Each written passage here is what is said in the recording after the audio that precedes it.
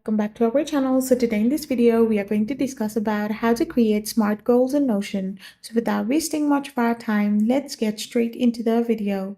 So if you want to create SMART goals in Notion, all you can do is simply go and tap open Notion.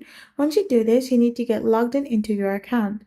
Once you have logged in into your account, you need to now start creating your SMART goals by creating a new database with properties for specific, measurable, achievable, relevant, and time-bound criteria.